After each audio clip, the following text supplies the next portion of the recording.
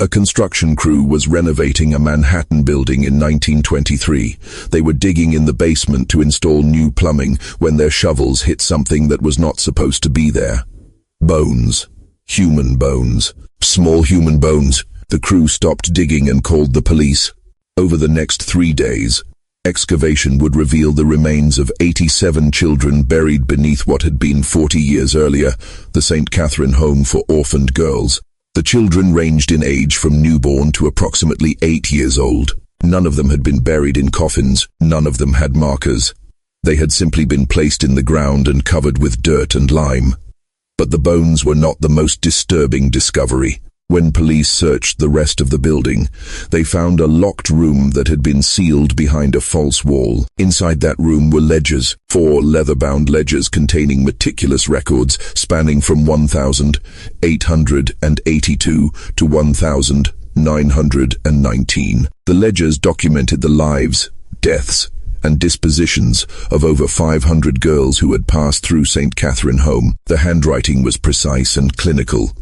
The observations were detailed and cold, and what those ledgers revealed about the orphanage's true purpose would shock New York City and raise questions that remain unanswered to this day. Before we reveal what those ledgers documented, let me know where you're watching from. Because this story matters. It happened in America. It happened in one of our greatest cities. Now let us go back to 1882, to Manhattan's Lower East Side, to the moment when a man named Dr. Jonathan Ashworth Pemberton opened the doors of St. Catherine Home for Orphaned Girls and began building what would become one of the most horrifying criminal enterprises in American history. Dr. Jonathan Ashworth Pemberton was 42 years old when he founded St. Catherine Home in 1882. He had been born in Boston in 1840 to a wealthy family with connections to banking and shipping. He had attended Harvard, where he had studied medicine. He had graduated in 1863 and had served briefly as a surgeon during the final years of the Civil War.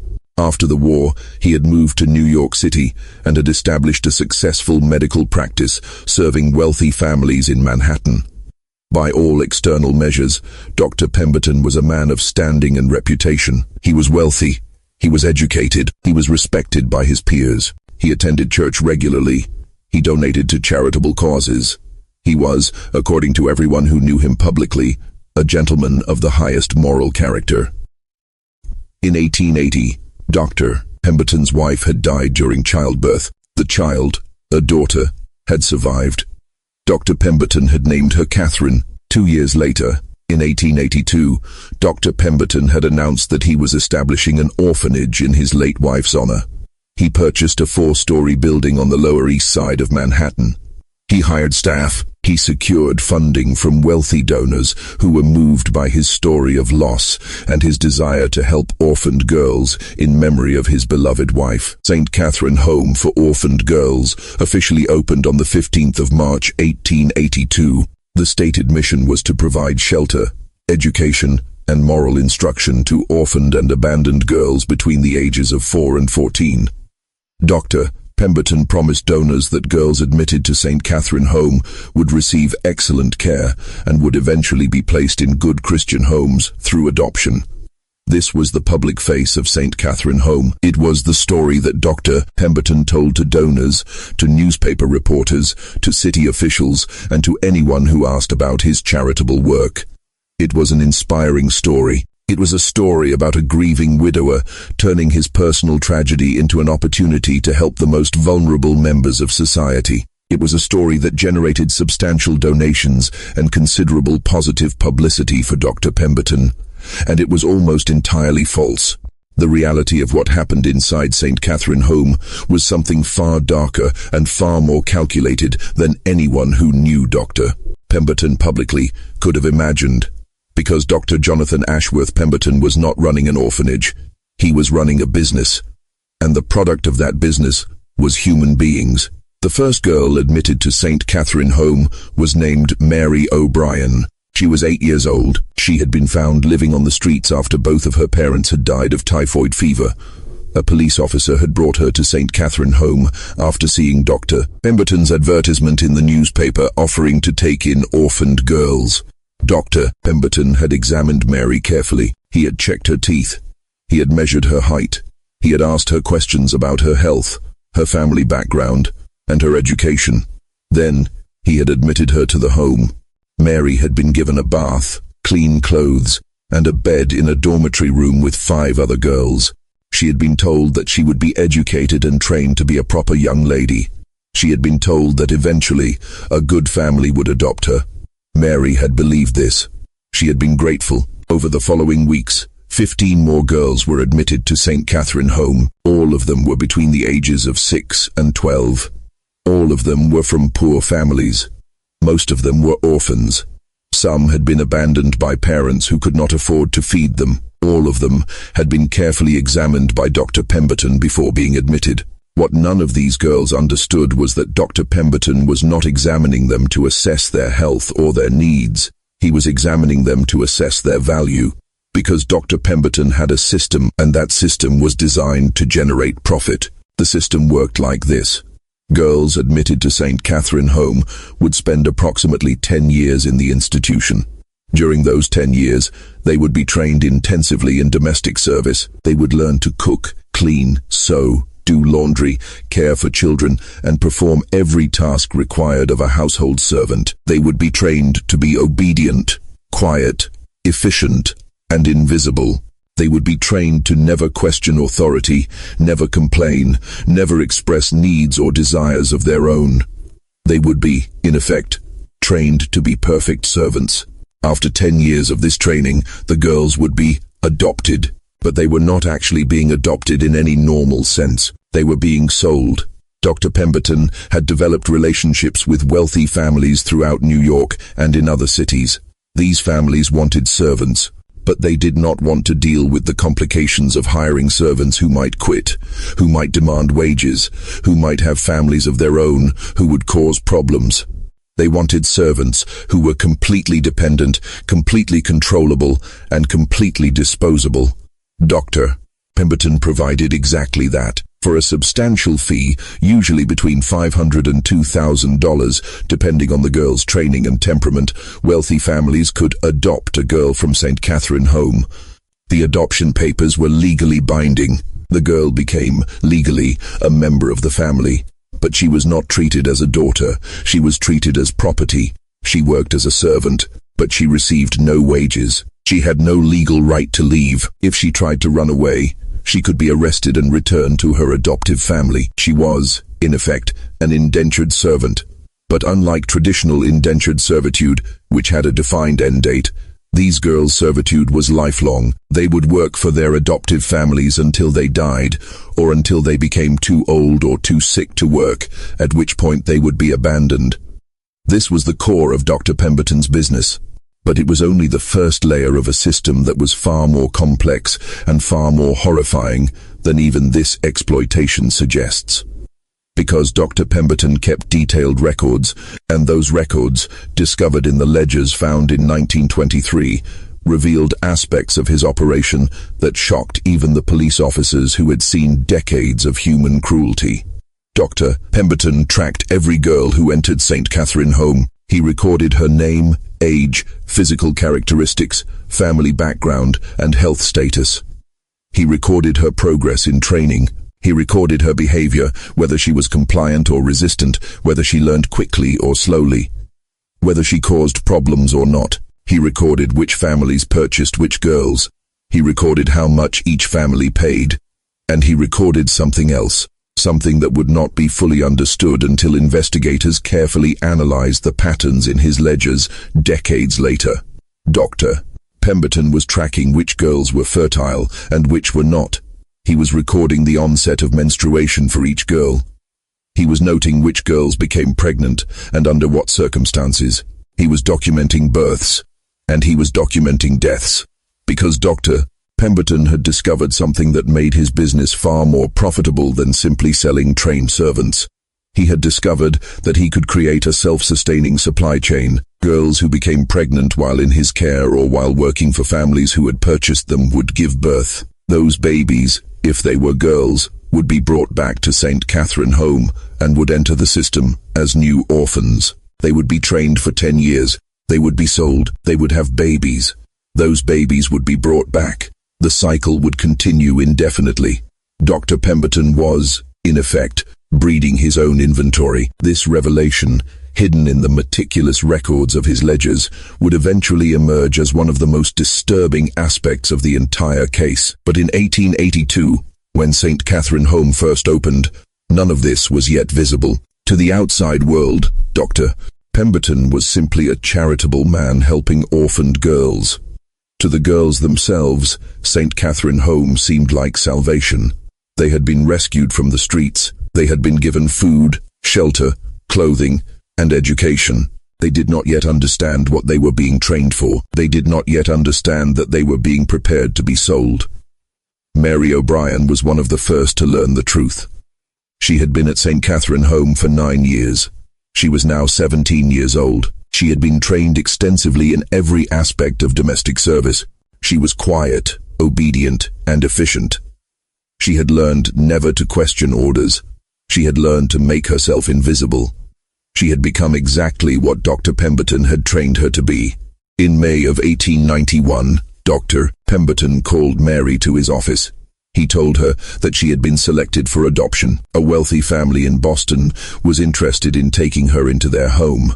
Mary had been excited.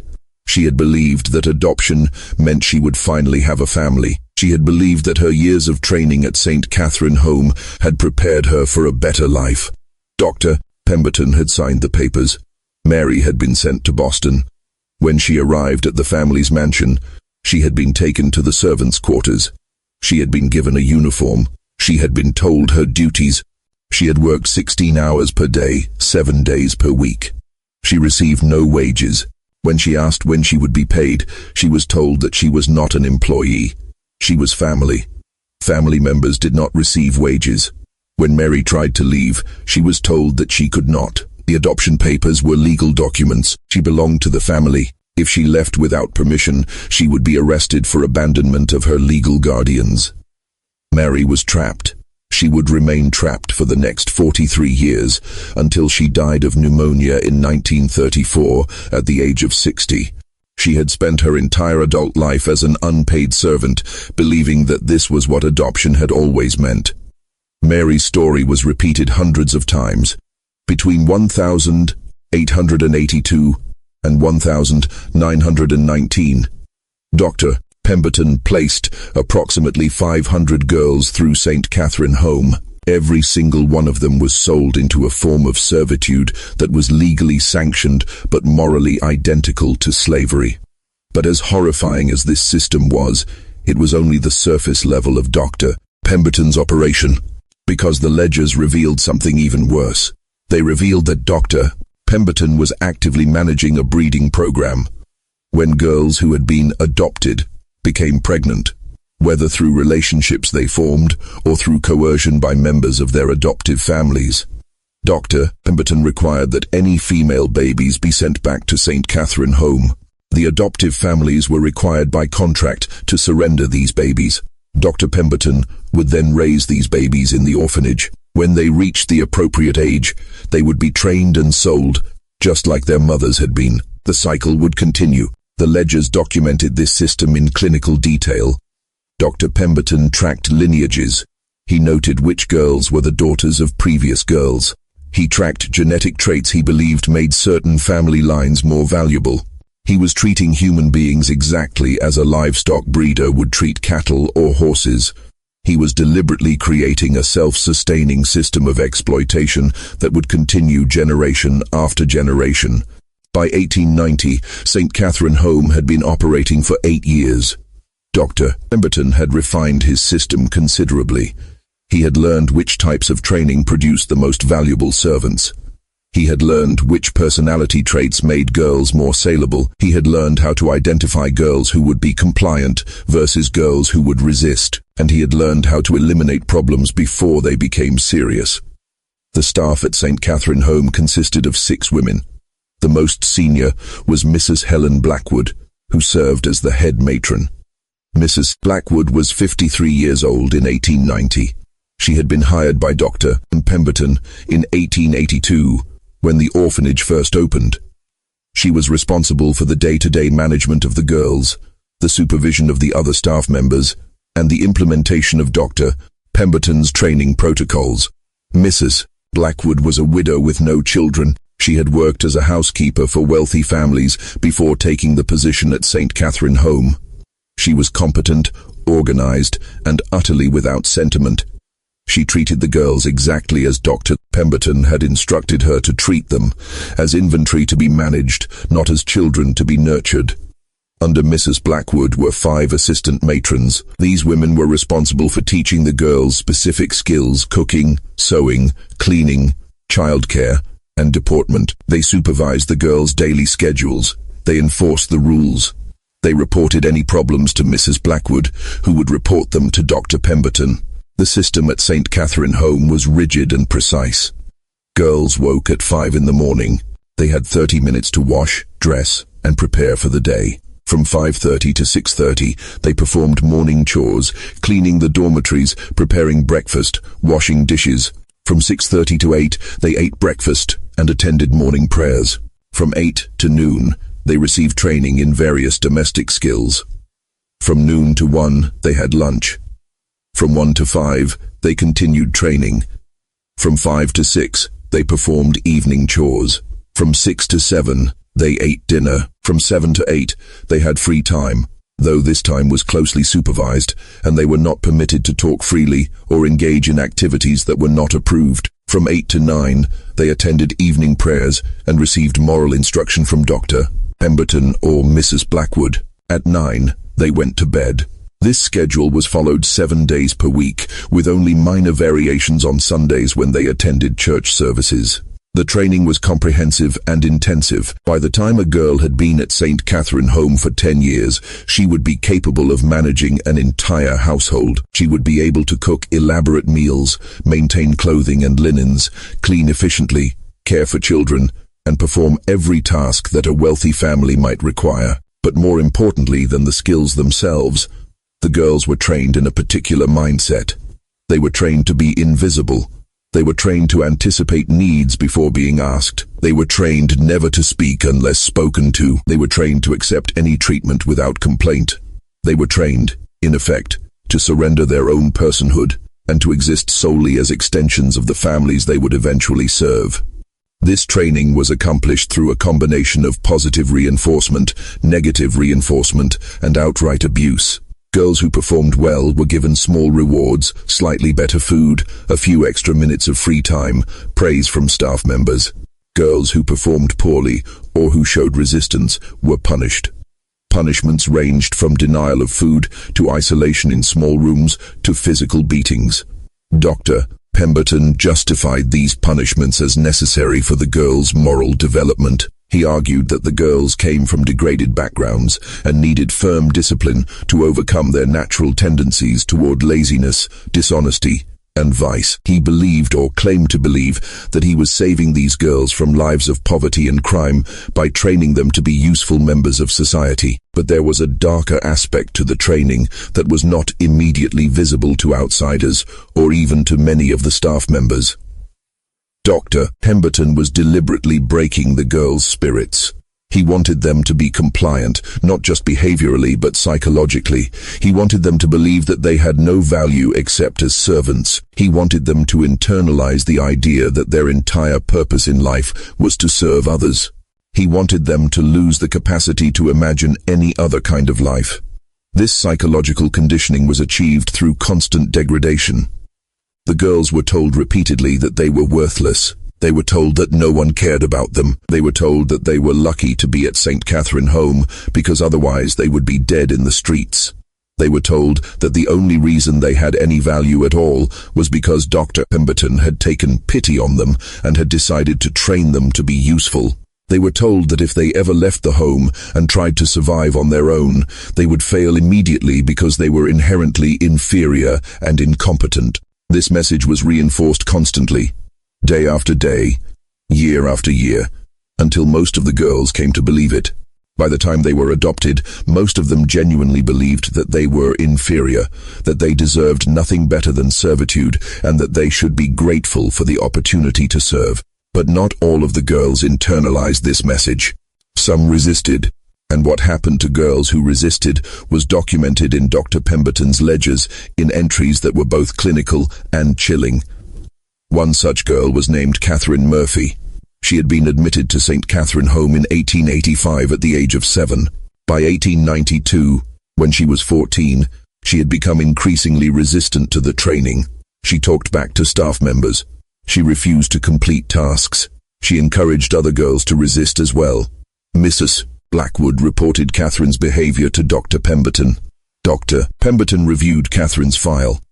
He noted that she was intelligent, strong-willed, and potentially valuable if her resistance could be broken. He decided to implement what he called intensive correction. Catherine was moved to a small room in the basement of the building. The room was approximately 6 feet by 8 feet. It had no window. It had a single door that locked from the outside. Catherine was told that she would remain in this room until she demonstrated proper submission and obedience. She would be given minimal food and water. She would be allowed out once per day to use the toilet and to wash. The rest of the time, she would remain in the room with nothing to do except think about her behavior and prepare to apologize. Catherine remained in that room for 37 days. For the first week, she had screamed and pounded on the door. For the second week, she had alternated between rage and despair. By the third week, she had become quiet. By the end of the 5th week, when Dr. Pemberton finally opened the door and asked her if she was ready to submit, Catherine had nodded silently. She had returned to the regular dormitory. She had resumed her training. She never spoke out of turn again. She never encouraged resistance again. She had been broken. Dr. Pemberton documented this in his ledger. Subject Catherine Murphy required intensive correction. 37 days of isolation produced desired result. Subject now fully compliant. Recommend similar approach for future resistant subjects. Catherine Murphy was adopted in 1895 when she was 17 years old. She was sent to a family in Philadelphia. She worked as their servant for the next 41 years until she died in 1936 at the age of 58. Throughout those 41 years, she never once attempted to leave. She never complained. She had learned her lesson thoroughly. But Catherine's story raised a question that would later trouble investigators. What happened to girls whose resistance could not be broken? What happened to girls who continued to resist even after intensive correction? The ledgers provided an answer to that question, an answer that was documented in clinical language, but that represented something far darker. Girls who could not be broken were eliminated. The ledgers used various euphemisms to describe this. Removed from inventory, disposed of due to unsuitability, returned to provider. But when investigators analyzed these entries and cross-referenced them with other records, a pattern emerged. Girls who were described as removed from inventory disappeared completely from all records. They were not adopted. They were not transferred to other institutions. They simply ceased to exist in any official documentation. Between 1,882 and 1,919, 23 girls were removed from inventory at St. Catherine Home. All of them were between the ages of 12 and 16. All of them had been described in earlier ledger entries as resistant, defiant, or problematic. All of them had undergone intensive correction, and all of them had continued to resist even after that correction. What happened to these 23 girls? The ledgers did not explicitly say, but when construction workers found 87 small skeletons buried beneath the building in 1923, and when forensic analysis determined that at least 23 of those skeletons were from children between the ages of 12 and 16, and when the dates of those deaths corresponded roughly with the dates when girls were removed from inventory, investigators concluded that those girls had been killed. Dr. Pemberton had maintained his system's efficiency by eliminating anyone who could not be made to comply. The training at St. Catherine Home was not just about creating valuable servants, it was about creating perfectly controllable human beings, and anyone who could not be controlled was murdered and buried beneath the building. By 1895, St. Catherine Home had been operating for 13 years. Dr. Pemberton had successfully placed 147 girls with wealthy families. He had generated revenues in excess of $200,000, an extraordinary sum for the era, but more significantly than the money, Dr. Pemberton had achieved something that would only become fully visible when investigators analyzed his ledgers decades later. He had created a closed system. A system that no longer required him to find orphans on the streets. A system that generated its own supply. Because in 1895, something happened that marked the beginning of a new phase in Dr. Pemberton's operation. A baby was born. The baby's mother was Mary O'Brien, the first girl who had been admitted to St. Catherine Home back in 1882. Mary was now 21 years old. She had been working as a servant for a wealthy family in Boston for 4 years. She had become pregnant. Whether the pregnancy was the result of a relationship Mary had formed or the result of coercion by a member of the household she served was never fully documented. But what was documented was what happened next. Per the terms of the adoption contract Mary's family had signed, any children born to Mary remained the property of Dr. Pemberton. The baby, a girl, was sent back to St. Catherine Home when she was 3 months old. Dr. Pemberton named her Grace. He recorded her arrival in his ledger with meticulous detail. New arrival. Grace, female infant, daughter of Mary O'Brien. Class of 1891. Mother's bloodline, Irish, lower class, but trained successfully. Infant appears healthy, will be raised in standard protocol and assessed for placement at age 14. Grace was the first, but she would not be the last. Over the next 20 years, Dr. Pemberton would receive 63 infants who were the daughters of women he had previously trained and sold. Each of these babies was recorded in his ledgers. Each was given a name. Each was raised according to his training protocols. And each would eventually be sold, just as their mothers had been sold. Dr. Pemberton had achieved something remarkable from a business perspective. He had created a renewable resource. He no longer needed to rely on finding orphans. He was breeding his own inventory. This revelation, hidden in the patterns of his ledger entries, would shock investigators when it was finally uncovered. But in 1895, no one outside of Dr. Pemberton's immediate circle understood what was happening.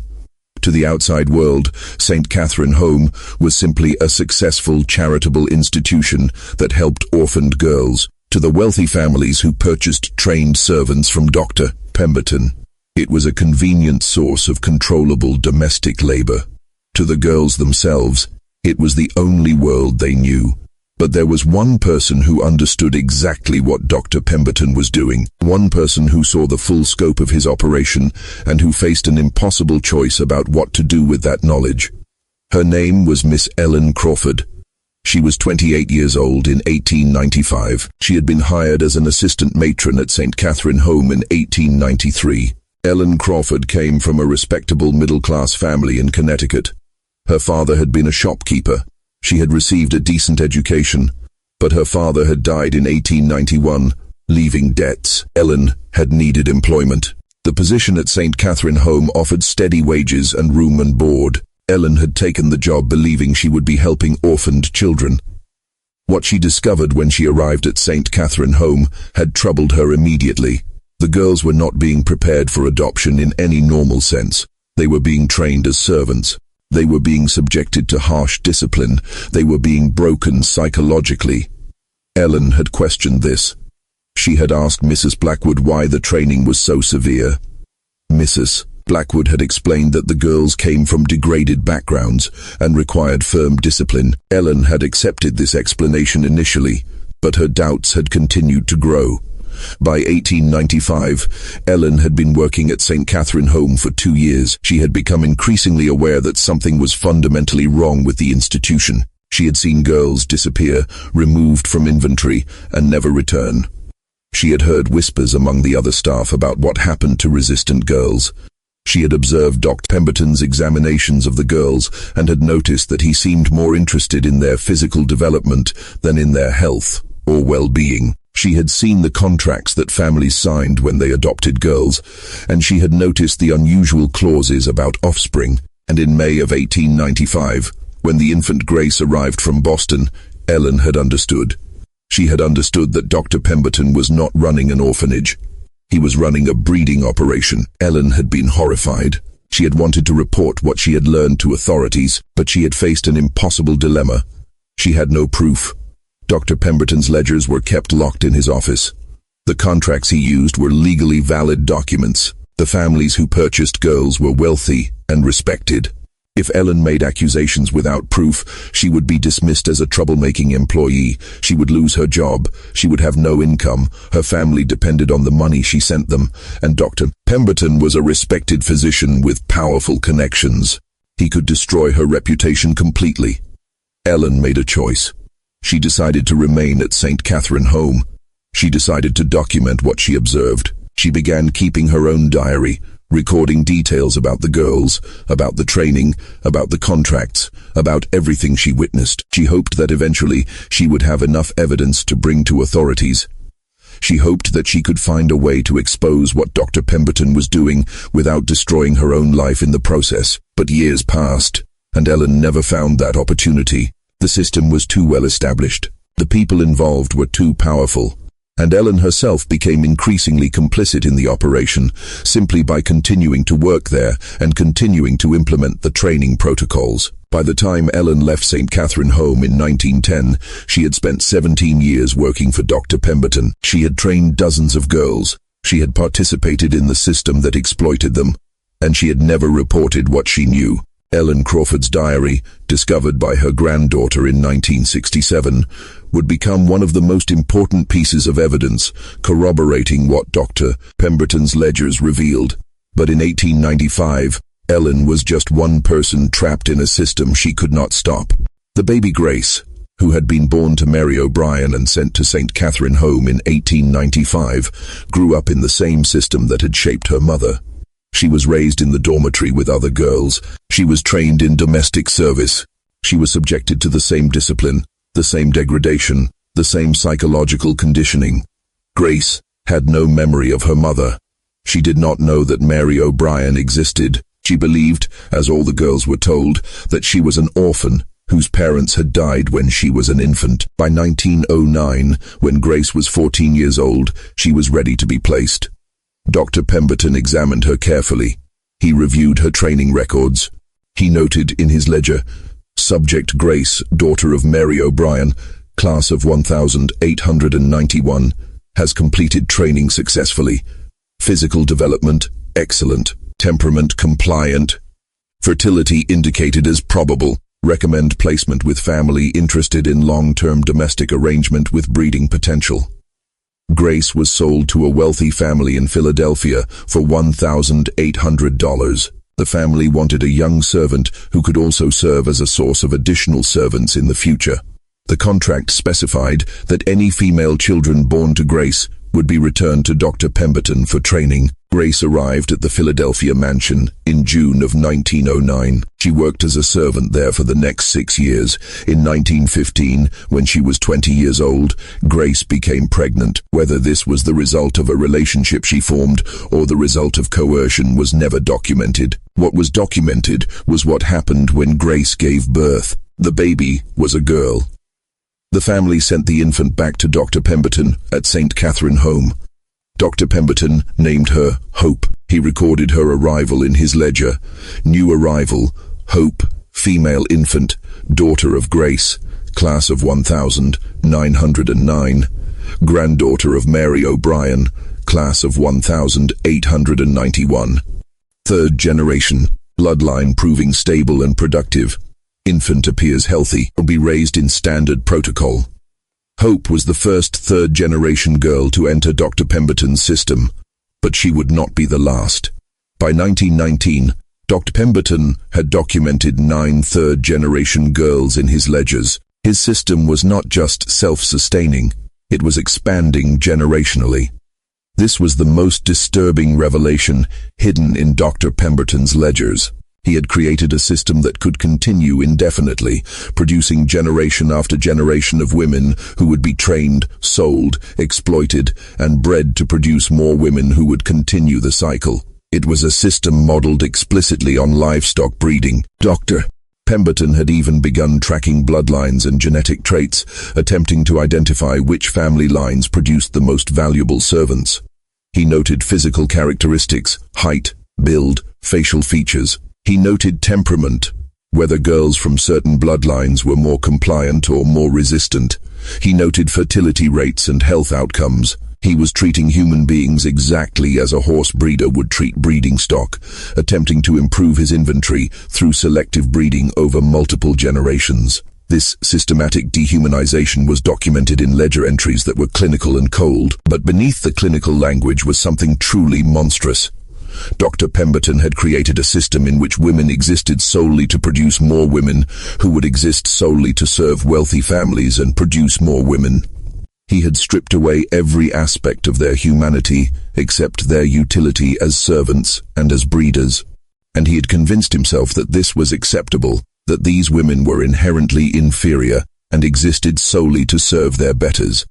But there was one aspect of Dr. Pemberton's operation that remained hidden even from most of his staff, one secret that he kept in a separate section of his ledgers, recorded in handwriting that was slightly different from his normal entries, as though even he recognized that this information was especially dangerous. Dr. Pemberton had a daughter. Her name was Catherine.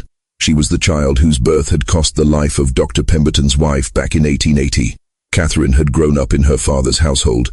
She had been raised by servants and governesses. She had received an excellent education. She had been given every advantage that wealth and social position could provide. But Catherine had also grown up watching her father's operation. She had seen the girls at St. Catherine Home. She had observed how they were trained. She had understood, from a young age, that something was wrong with what her father was doing. By 1900, when Catherine was 20 years old, she had begun questioning her father directly. She had asked him why the girls at the orphanage were treated so harshly. She had asked him why they were never truly adopted as daughters, but were instead sent to work as servants. She had suggested to him that what he was doing might be wrong. Dr. Pemberton had been patient with his daughter initially. He had explained to her that the girls at St. Catherine Home came from inferior stock. They were the daughters of criminals, prostitutes, and paupers. They were naturally inclined toward vice and degradation. What he was doing, training them to be useful servants, was actually saving them from lives of crime and misery. He was giving them purpose. He was teaching them discipline and morality. He was, in effect, civilizing them. Catherine had not been convinced by these arguments. She had continued to question him. She had suggested that perhaps the girls deserved better lives. She had suggested that perhaps they should be educated properly and given opportunities to make their own choices. She had suggested that perhaps selling them as servants was fundamentally wrong. Dr. Pemberton had become increasingly frustrated with his daughter. He had told her that she did not understand how the world worked. He had told her that she was naive and sentimental. He had told her that if she continued to question his work, she would embarrass him publicly. But Catherine had not stopped. By 1905, when Catherine was 25 years old and still unmarried, Dr. Pemberton had begun to see his daughter as a problem. She was becoming increasingly vocal about her objections to St. Catherine Home. She had started attending social reform meetings. She had begun reading literature about women's rights and social justice. She had started expressing ideas that were dangerously progressive. And most troublingly, she had started suggesting that she might go to authorities and report what was happening at St. Catherine Home. Dr. Pemberton could not allow that. His entire operation depended on maintaining his reputation as a charitable philanthropist. If his own daughter exposed him, everything would collapse. He would lose his wealth, he would lose his social standing, he might even face criminal prosecution.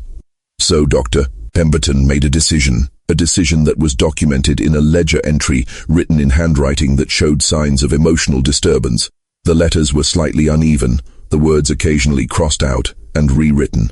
The entry, dated the 15th of October 1905, read, "Catherine requires correction. She has become infected with dangerous ideas. She threatens the operation with her talk of reform and justice. Traditional methods will not work with her. She has too much knowledge and too much social standing. Alternative approach required. Must find way to neutralize threat without public scandal. Solution: enrollment." Catherine Pemberton was admitted to St. Catherine Home on the 20th of October 1905. The official explanation given to friends and social acquaintances was that Catherine had suffered a nervous breakdown and required rest and treatment in a private facility. Dr. Pemberton told people that his daughter was receiving care at an institution in upstate New York.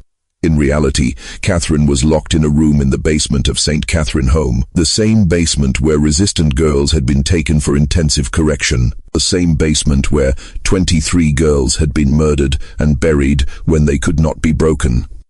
Dr. Pemberton's own daughter was now subject to the same system he had created for orphaned girls. Catherine Pemberton spent 8 months in the basement of St. Catherine Home. During those 8 months, she was subjected to the same intensive correction protocols that had been used on resistant orphan girls. She was isolated in a small room. She was given minimal food and water. She was allowed out once per day for basic hygiene. The rest of the time, she remained alone in darkness with nothing to do except reconsider her beliefs and prepare to submit to her father's authority. But Catherine was different from the orphan girls who had been subjected to this treatment. She was educated. She was intelligent. She was the daughter of a wealthy man and had grown up with privilege and social status. She understood the world in ways that poor orphan girls did not. And she understood that her father was attempting to break her will exactly as he broke the wills of the girls he exploited. Catherine made a decision during those 8 months. She decided that she would not actually submit. She would pretend to submit. She would tell her father whatever he wanted to hear. She would convince him that she had been corrected and that she no longer questioned his work. And then, when he released her, she would find a way to expose him.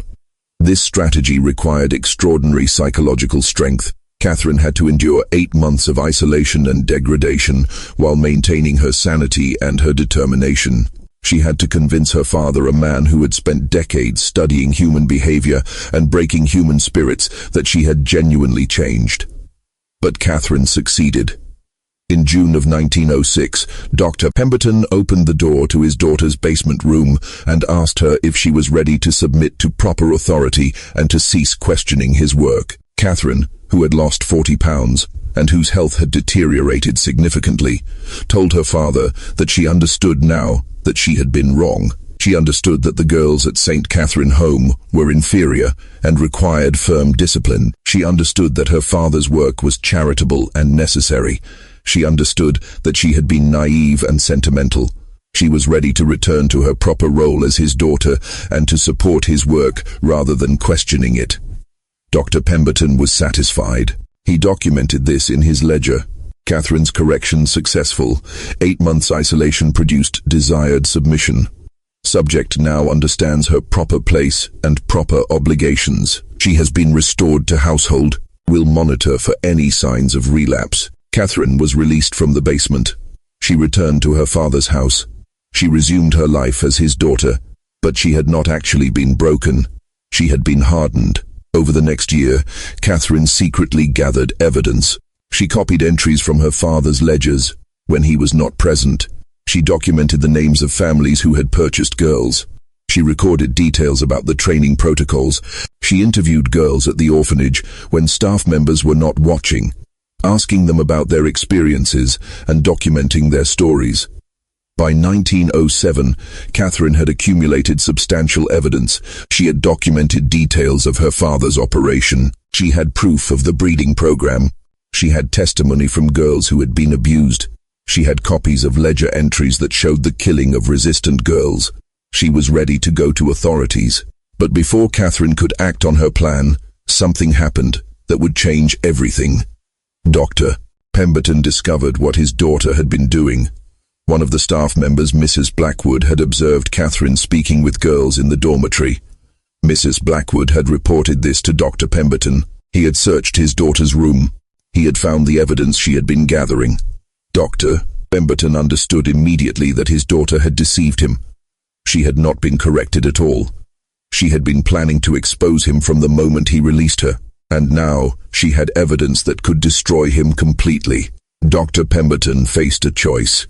He could have his daughter arrested and institutionalized as insane. He had sufficient social connections to arrange this, but institutionalizing Catherine would create publicity. People would ask questions, and Catherine might find a way to get her evidence to someone even from inside an asylum. Or he could eliminate the threat more permanently.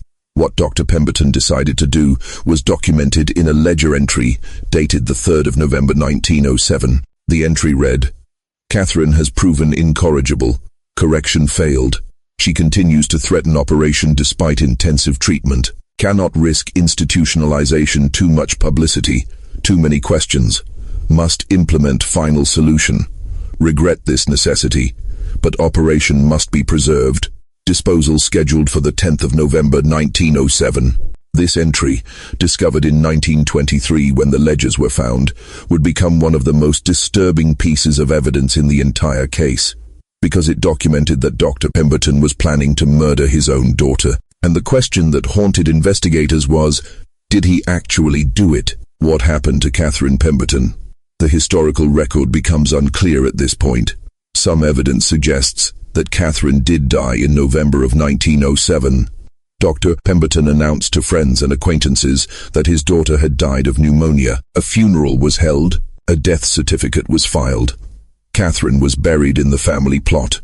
But other evidence suggests a different story. In 1935, a woman named Catherine Smith, who was living in Chicago, told a journalist that she was actually Catherine Pemberton. She claimed that she had escaped from her father's house in 1907 with the help of a staff member at St. Catherine Home who had been horrified by Dr. Pemberton's plans. She claimed that she had fled to the Midwest and had lived under an assumed name for decades. She claimed that she still had evidence about her father's operation hidden in a safe location. The journalist who interviewed Catherine Smith wrote a story about her claims. But the story was never published. The newspaper's editor decided that the claims were too extraordinary and that there was insufficient evidence to support them.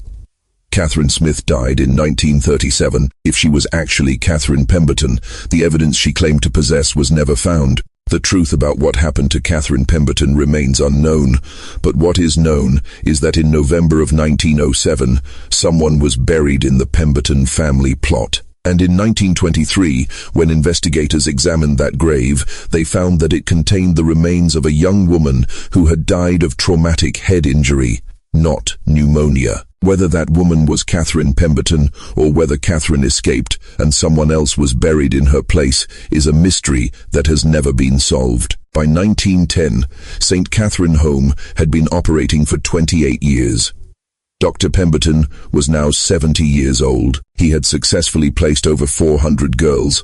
He had generated revenues exceeding $500,000. His breeding program was producing third-generation girls who would eventually produce fourth-generation girls. His system was functioning exactly as he had designed it. But Dr. Pemberton had a problem. He was aging. He needed someone to take over the operation when he could no longer run it himself. He needed a successor who understood the system, who shared his philosophy, and who could be trusted to continue the work. Dr. Pemberton considered several possibilities. He thought about training one of his staff members to take over. But none of the women who worked at St. Catherine Home had the social standing or the business acumen to manage the operation at his level. He thought about bringing in a partner, another physician perhaps, someone who could learn the system and eventually assume control. But bringing in an outsider was risky. The fewer people who understood the full scope of the operation, the safer it was. Dr. Pemberton eventually decided on a different approach. He would document everything. He would create a complete record of the system, every protocol, every technique, every contact, every piece of knowledge required to operate St. Catherine Home successfully. He would put this information in the ledgers. And then, when the time came, whoever took over the operation would have everything they needed to continue it. Between 1910 and 1915, Dr. Pemberton's ledger entries became increasingly detailed. He documented not just individual girls, but the entire system. He explained his philosophy about the inherent inferiority of the girls and the necessity of firm discipline.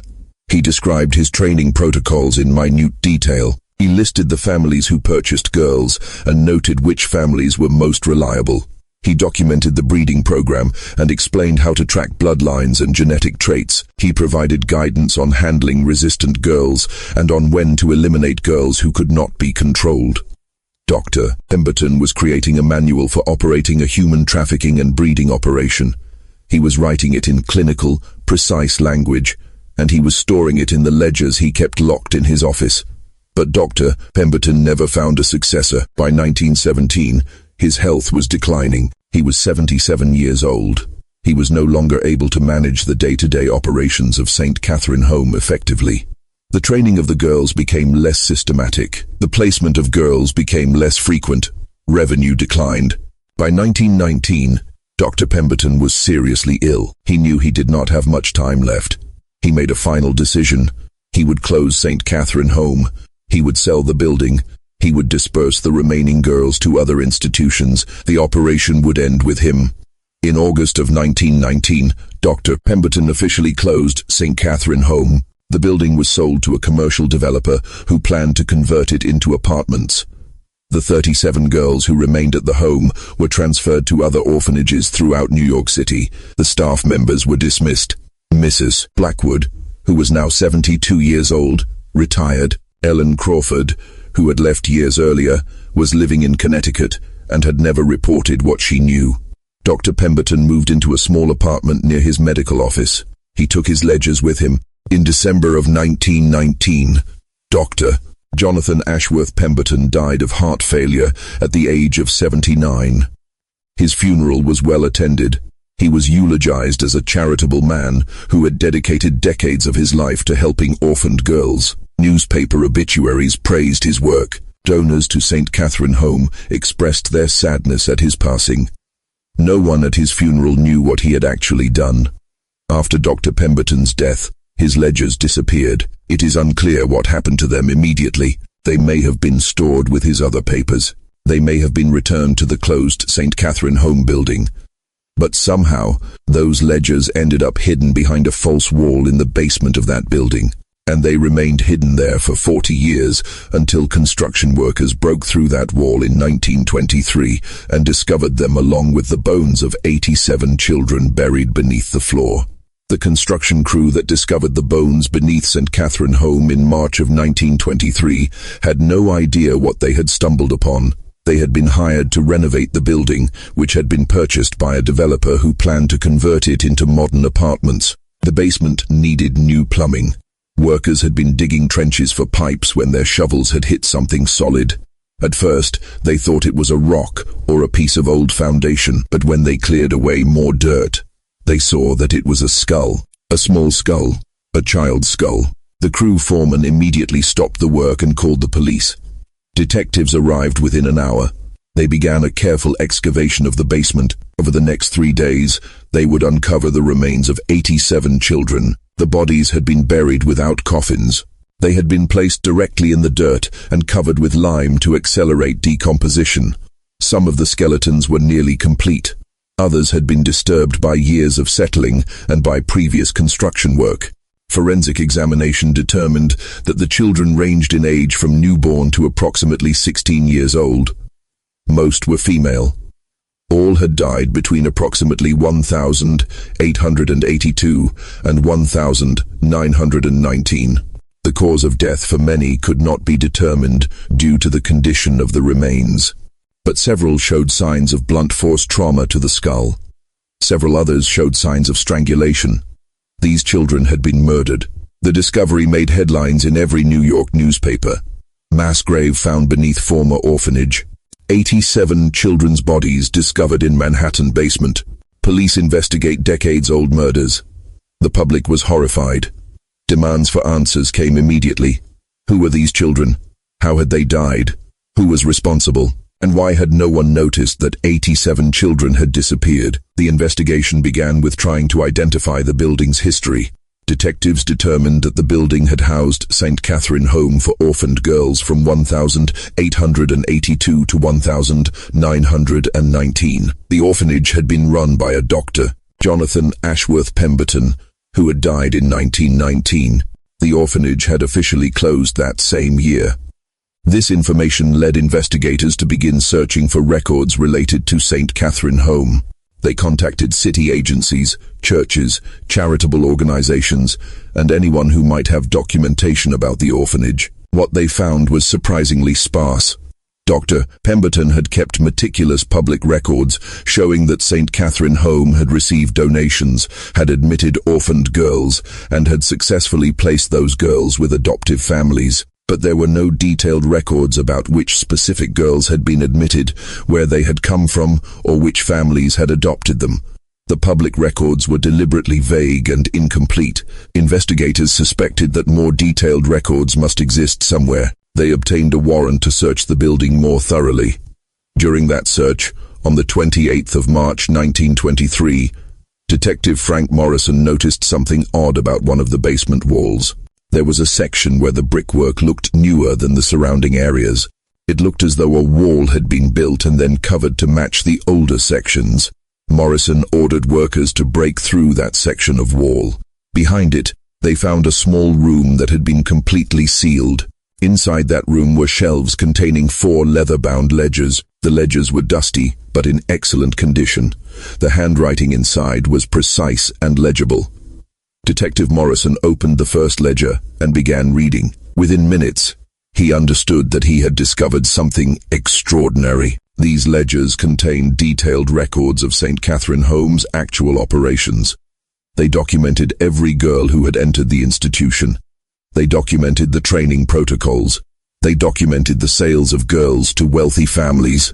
They documented the breeding program. They documented the murders of resistant girls. Everything was there, written in Dr. Pemberton's meticulous handwriting, spanning 37 years of systematic exploitation and abuse. The discovery of the ledgers transformed the investigation. Suddenly, investigators had names. They had dates. They had detailed information about hundreds of victims and dozens of families who had purchased those victims. They had evidence of a criminal enterprise that had operated for nearly 4 decades without being detected. The ledgers became the foundation of one of the largest criminal investigations in New York history. Detectives began the painstaking process of tracking down every person mentioned in the ledgers. They sought out the women who had been trained at St. Catherine Home and sold to wealthy families. They sought out the families who had purchased those women. They sought out staff members who had worked at the orphanage. They sought out any witnesses who might provide additional information. The investigation would continue for 7 years. It would involve hundreds of interviews. It would generate thousands of pages of testimony, and it would expose a network of exploitation that extended far beyond St. Catherine Home itself. The first breakthrough came when investigators located Mary O'Brien. She was now 50 years old and still working as a servant for the same Boston family that had purchased her in 1891. Detectives traveled to Boston and interviewed Mary. She told them her story. She described being brought to St. Catherine Home as an 8-year-old child. She described the years of training. She described being told she was being adopted and then discovering she had actually been sold into permanent servitude. She described working 16-hour days for over 30 years without wages. She described being forced to give up her daughter Grace when the baby was born. She described never seeing Grace again after the infant was sent back to Dr. Pemberton. Mary's testimony was devastating, but what made it even more powerful was that she still had documents. She had kept the adoption papers from 1891. Those papers, examined by legal experts, confirmed that the adoption had been structured in a way that gave the adopting family complete control over Mary and any children she might have. The contract essentially made her property. Mary O'Brien's story was published in newspapers across the country. The public reaction was intense. People were outraged that a system of indentured servitude had been operating in New York City well into the 20th century. They were outraged that a respected physician had created and profited from this system. They were outraged that wealthy families had participated in purchasing human beings. Demands for justice grew louder, but justice was complicated. Dr. Pemberton was dead. He could not be prosecuted. Many of the families who had purchased girls were also dead or elderly. Many of the staff members who had enabled the system had died.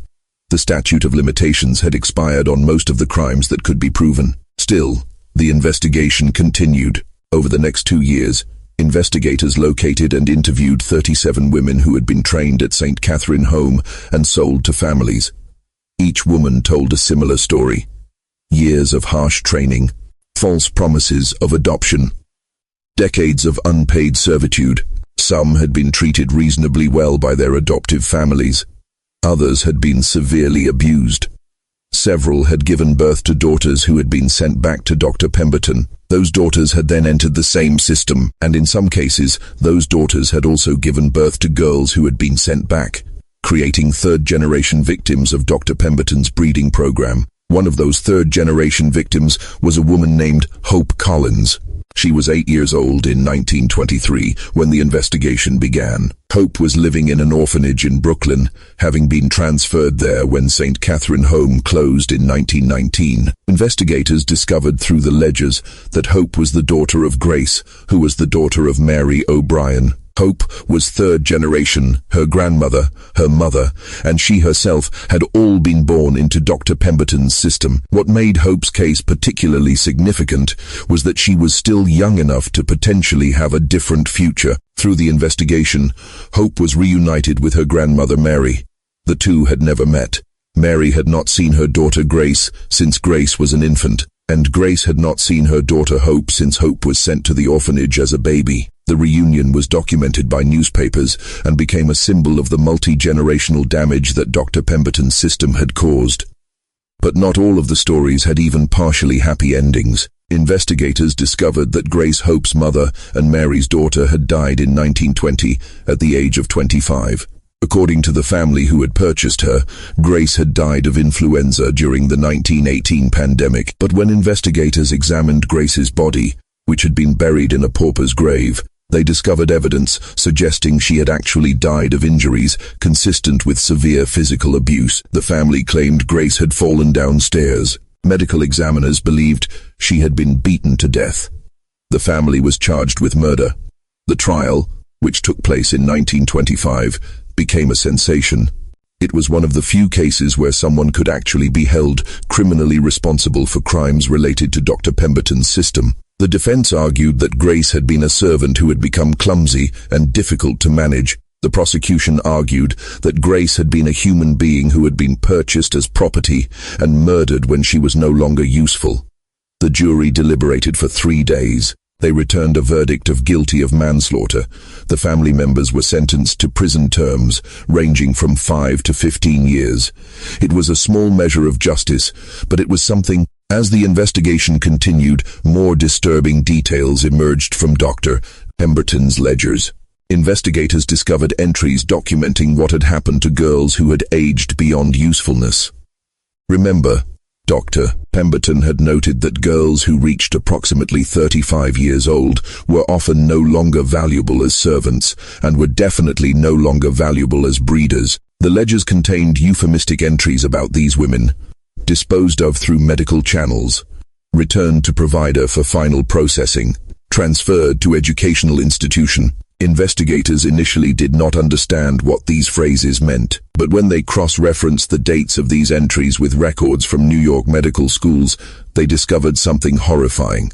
Dr. Pemberton had been selling the bodies of women to medical schools for anatomical study. Between 1890 and 1919, medical schools in New York had a constant need for cadavers for anatomy classes. Legal sources of cadavers were limited. Most came from executed criminals or from people who died in poorhouses with no family to claim them. But there was always demand for more. Dr. Pemberton had found a way to supply that demand. When women who had been sold through his system became too old or too sick to continue working, Dr. Pemberton arranged for them to be transferred back into his custody. The families who had purchased these women were often happy to be rid of them. They no longer wanted to provide food and shelter for servants who could not work effectively. Dr. Pemberton would take these women back, and then he would kill them. The ledgers did not document the specific methods used, but they documented the outcomes. Between 1890 and 1919, Dr. Pemberton sold 43 female cadavers to medical schools. The medical schools had records showing they had purchased these cadavers from Dr. Pemberton, who had represented himself as having access to bodies of unclaimed deceased persons. The schools had paid between $20 and $50 per cadaver. Dr. Pemberton had generated nearly $2,000 through this sideline business. When this revelation became public, there was widespread outrage. Medical schools that had purchased cadavers from Dr. Pemberton faced intense criticism. Several prominent physicians who had taught anatomy using those cadavers resigned from their positions. Universities issued public apologies, and investigators began trying to determine whether any of the 87 children buried beneath St. Catherine Home had also been sold to medical schools. The answer appeared to be yes. Several of the child skeletons showed evidence of having been subjected to anatomical dissection before being buried. This suggested that some of the children who had died at St. Catherine Home, whether through murder or through other causes, had been used for medical education before their bodies were disposed of in the basement. Dr. Pemberton had been operating what amounted to a complete system of human commodification. Girls entered his system as children. They were trained and sold as servants. They were used as breeders to produce more children who would enter the system. When they were no longer useful, they were killed, and their bodies were sold for medical education. Nothing was wasted. Every aspect of their existence had been monetized. By 1927, the investigation into St. Catherine Home had been ongoing for 4 years. Investigators had interviewed hundreds of witnesses. They had documented the cases of over 500 women who had been exploited through Dr. Pemberton's system. They had identified dozens of families who had purchased women as servants. They had uncovered the breeding program. They had exposed the medical school body trade. But there were still unanswered questions. The biggest question was, what happened to Catherine Pemberton? Dr. Pemberton's daughter had disappeared in 1907. Official records showed she had died and been buried in the family plot. But Dr. Pemberton's ledgers documented his plan to kill her. And when investigators examined the body in Catherine's grave in 1925, they had found evidence of traumatic head injury, not pneumonia, as the death certificate claimed. Had Dr. Pemberton actually murdered his own daughter, or had Catherine somehow escaped? In 1928, investigators received a letter from a woman in Chicago named Catherine Smith. The letter claimed that Catherine Smith was actually Catherine Pemberton. She claimed that she had escaped from her father's house in November 1907 with the help of a staff member at St. Catherine Home. She claimed that she had been living under an assumed identity for 21 years. She claimed that she still had evidence about her father's operation documents she had stolen before her escape. Investigators were skeptical. They had heard numerous claims from people seeking attention or seeking money related to the St. Catherine Home case. Most of these claims were false, but the details in Catherine Smith's letter were specific and verifiable. She described aspects of St. Catherine Home's operations that had not been made public. She provided names of staff members and girls that matched Dr. Pemberton's ledgers. She described the layout of her father's house in detail that suggested she had actually lived there. Investigators sent Detective Frank Morrison to Chicago to interview Catherine Smith. The interview lasted 6 hours. Morrison asked Catherine detailed questions about her childhood, about her father's work, about specific entries in the ledgers, about events that only someone intimately connected to St. Catherine Home could know. Catherine answered every question correctly. She provided details that had not been published in newspapers. She described events that were documented in the ledgers, but that investigators had never discussed publicly. Morrison became convinced that Catherine Smith was telling the truth. She was Catherine Pemberton. She had survived, but her story raised new questions. If Catherine had escaped, who was buried in her grave? Catherine explained. She had been helped by a staff member at St. Catherine Home named Miss Ellen Crawford. Ellen had learned of Dr. Pemberton's plan to kill his daughter. Ellen had warned Catherine. Together, they had devised a plan. On the 9th of November 1907, the day before Dr. Pemberton intended to implement what he called his final solution.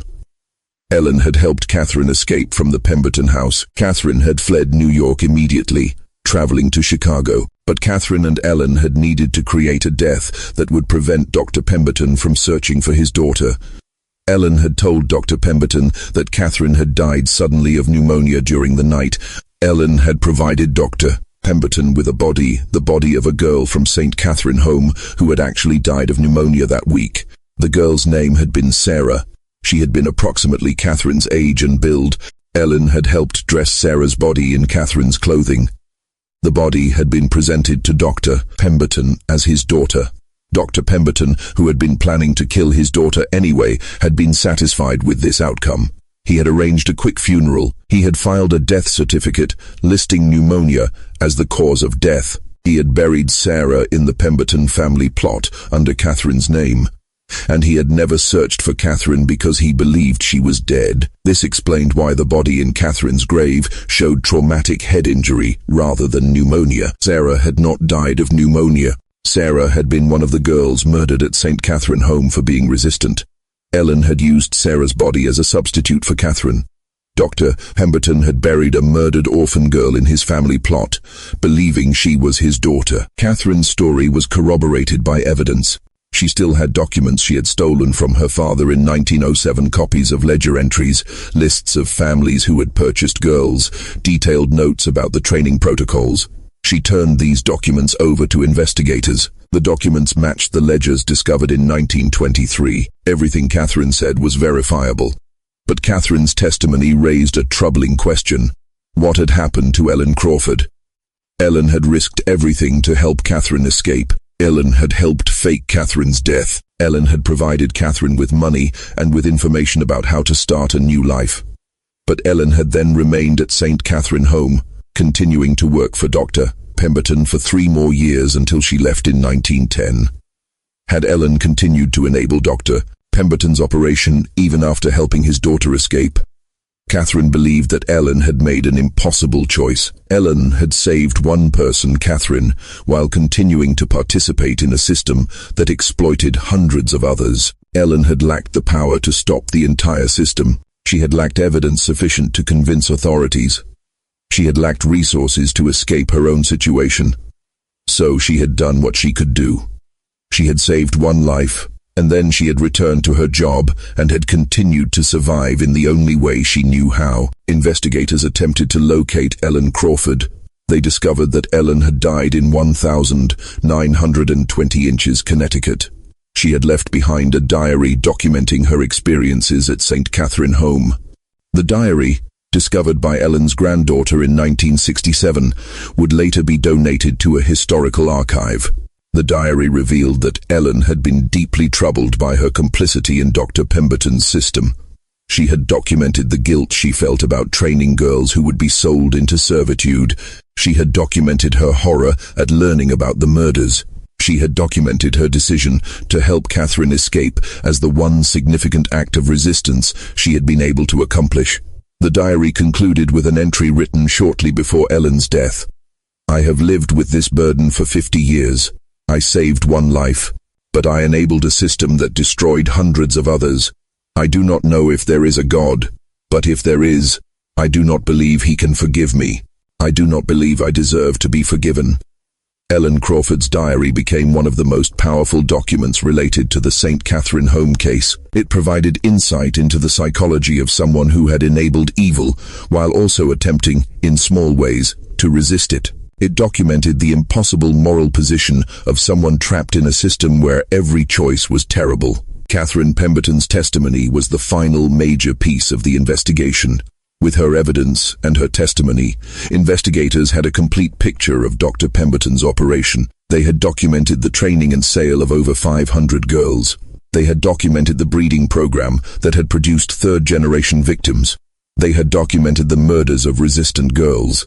They had documented the sale of bodies to medical schools.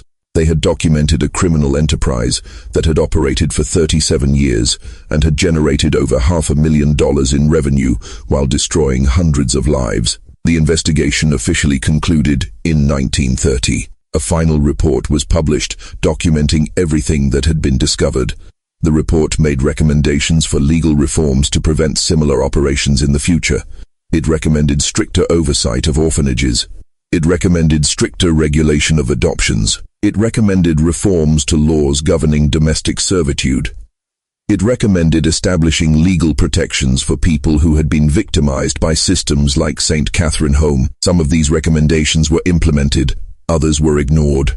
But the investigation had accomplished something significant. It had exposed a darkness that had been hidden for decades. It had brought attention to victims who had been invisible.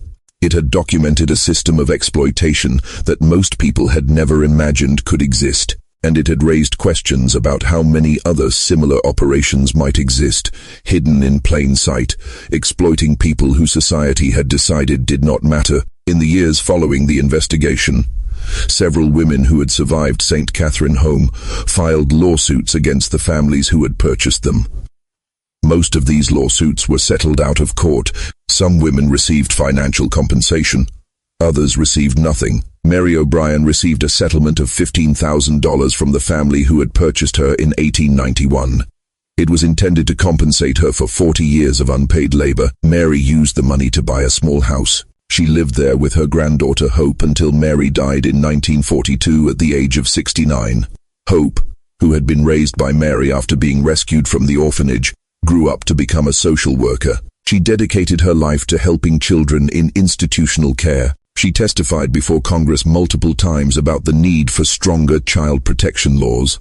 She wrote a memoir about her grandmother's experiences and about growing up as a third-generation victim of Dr. Pemberton's system. The memoir, published in 1955, became a bestseller and helped bring renewed attention to institutional abuse. But not all of the survivors achieved happy endings. Many of the women who had been exploited through St. Catherine Home died in poverty.